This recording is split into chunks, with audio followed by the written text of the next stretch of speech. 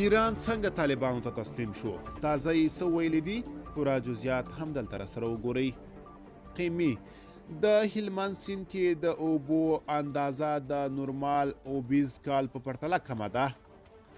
د افغانستان لپاره د ایران د ولسمشر ځانګړي استازي او سرپرست سفیر حسن کاظمي قیمي وایي افغانستان ته په سفر کې د دوی متخصصانو منلي چې د هلمند په سیند کې د اوبو اندازه د نورمال اوبیز کال په پرتله کمه ده.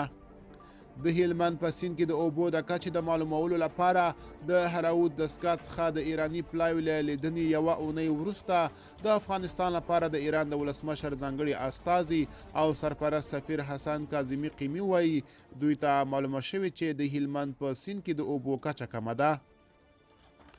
حسن کاظمي قیمي پرون په خپل ایکس شبکه یا پخواني ټویټر ولیکل د لیږل شوي کارپوهانو د مشاهدې له مخې چې د هراود دستګاه یې لیدلې او اندازه کړې د 1402 کال زمري میاشت کې د اوبو د جریان اندازه د یوه نورمال اوبیز کال په پرتله کمه راپور شوې ده.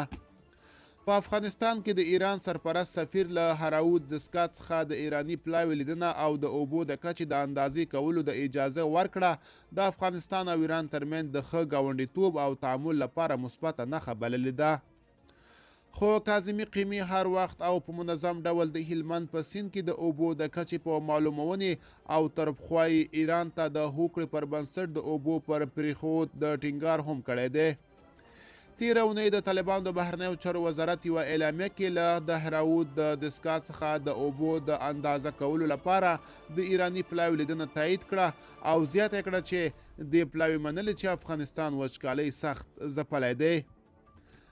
له 1450 کال وروسته چې افغانستان او ایران د هلمند د سیند د اوبو په اړه هوکړه وکړه دا لومړی ځل چې یوه ایراني پلاوي ته د طالبانو د حکومت لخوا د دې ډول څارنې اجازه ورکول شوه.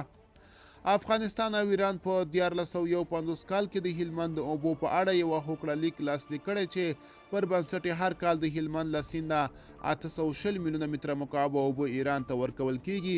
خو وروستیو کې د ایران د ولسمشر په ګډون د دغه هیواد چارواکو نیوکه وکړه چې دوی ته په یاده اندازه اوبه نه پرېښودل کیږي.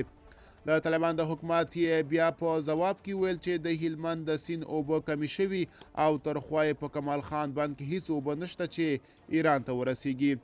د ویلو ده چې په افغانستان کې دننه هم خلک د وچکالۍ له امله اړ شوي چې خپل کورونه پرېږدي او نورو ځایونو ته کډه شي. تر خوا د ژغورنې نړیوالې ډلې سږکال افغانستان په نړۍ کې دریم هغه هیواد یاد کړی چې د اقلیمي بدلون له امله یې ډیر زیان لیدلی او په ځانګړي ډول پرله پسې وچکالۍ خورا سخت ځپلی دی.